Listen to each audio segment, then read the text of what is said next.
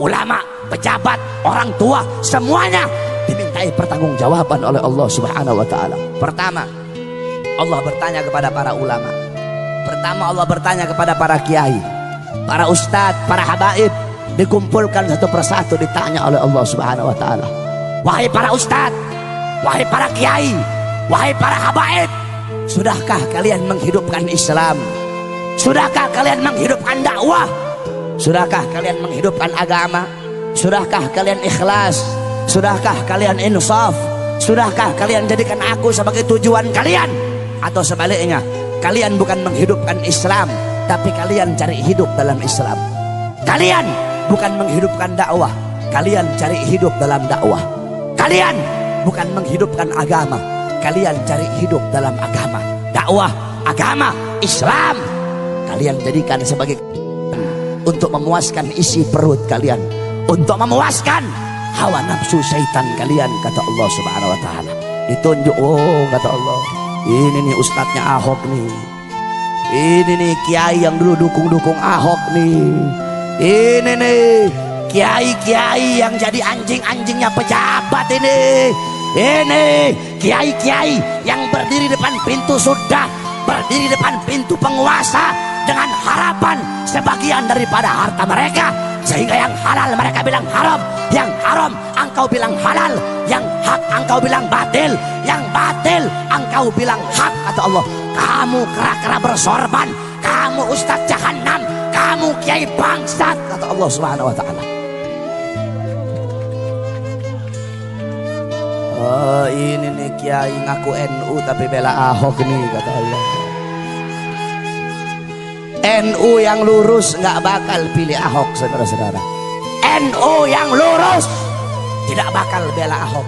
Kalau ada ustadz atau kiai ngaku NU bela Ahok, itu bukan Nahdlatul Ulama, nasi uduk itu, saudara-saudara. Ustadz kiai NU yang lurus, yang bener-bener NU, nggak bakal bela Ahok. Si Nusron Wahid, si monyong satu itu, goblok itu, bawa-bawa Quran, bawa-bawa dalil, pakai wallahu alimun bimuradi, wallahu alimun bimuradi, goblok. Kamu nggak ngerti ayat muhkam, kamu nggak ngerti ayat mutasyabihat. Ada ayat muhkam, ada ayat mutasyabihat. Kalau ayat-ayat mutasyabihat, wallahu alimun bimuradi, kaf ya ain sad, wallahu alimun bimuradi, maksudnya dikembalikan kepada Allah. Kalau ayat-ayat mutasyabihat, para mufassir memakai metode tafwid, tafwid ba'da ta'wil ijmali, yaitu mereka memakai metode tafwid, mereka mengeluarkan maksud-maksud zahiriyah daripada ayat tersebut. Allah duduk di arsy, mereka keluarkan, mereka buang makna zahir dan mengembalikan makna yang dimaksud kepada Allah Subhanahu wa taala. Ini Al-Maidah 51 bukan ayat mutasyabihat, ini ayat muhkam, goblok. Katanya santri, katanya ustadz, tapi kok goblok? Kebanyakan makan uang Cina, kebanyakan makan uang pejabat, kebanyakan makan duit haram, otaknya jadi goblok. Saya nggak heran kalau ada orang Cina, orang Kristen bela Ahok, saya nggak heran. Kalau kata santri huwa humahum, nggak heran. Yang saya heran kalau ada orang Islam bela Ahok, itu yang saya heran. Kalau ada orang Islam mati-matian bela Ahok, berarti itu orang lebih bangsat dari Ahok, saudara-saudara. Apalagi ada ustadz, ada kiai pakai sorban bela Ahok, jual dalil. Kalau ada ustadz kiai bela Ahok, itu ustadz, itu kiai lebih bajingan dari Ahok, saudara-saudara. Kenapa? Ahok ini musuh nyata.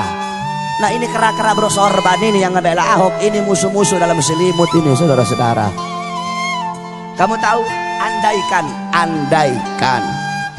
andaikan saudara-saudara, ini ustadz-ustadz yang bela Ahok nih, andaikan nih Ahok dan sekutunya menang nih, yang bakal diusir, yang bakal diusir, dibunuh duluan ini ustadz-ustadz yang dukung dia. Kenapa? Bangsa kamu sendiri aja kamu khianati, apalagi kita, kata Ahok. Rakyat kamu sendiri aja kamu khianati, apalagi kita, kata Ahok.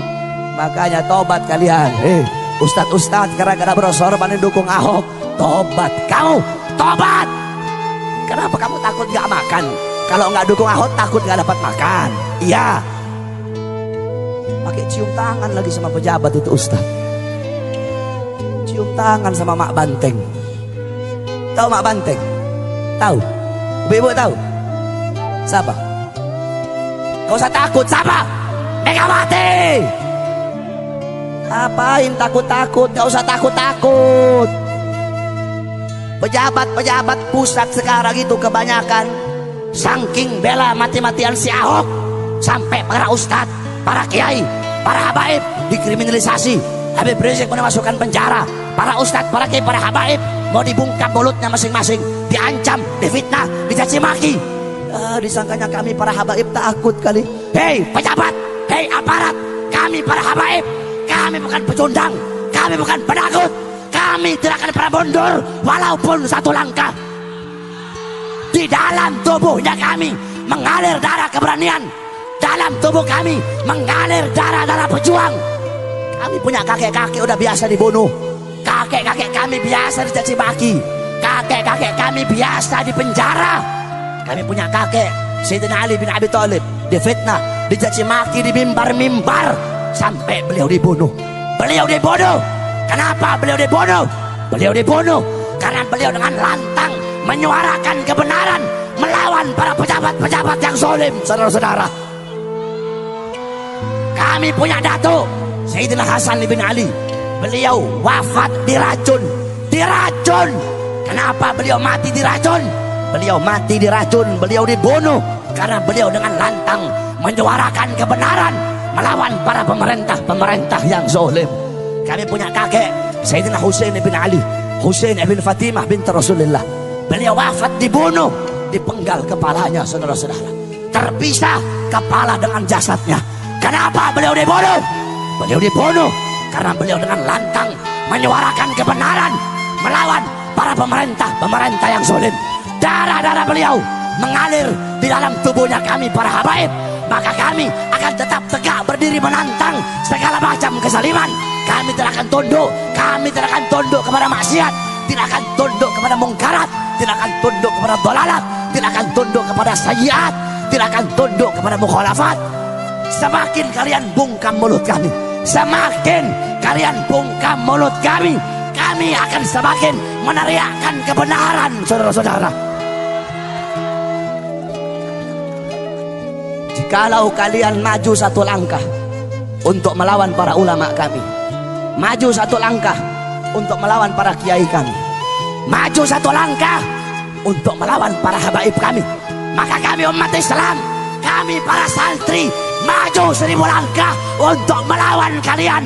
Allahu Akbar. Jangan macam-macam kamu sama santri sama ulama.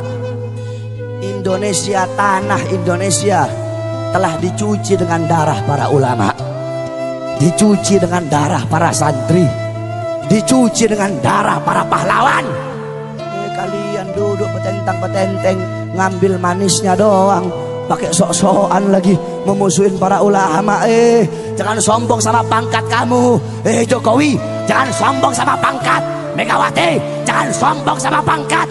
Tito, jangan sombong sama pangkat dan jabatan kamu. Di atas kalian ada Allah. Jokowi di akhirat dipites kayak kutu sama Allah Subhanahu wa taala.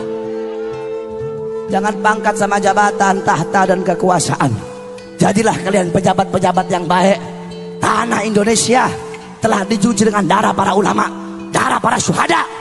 Kalau bukan para ulama, kalau bukan para santri, kalau bukan karena para pahlawan, tidak akan terbuka gerbang kemerdekaan Indonesia, saudara-saudara.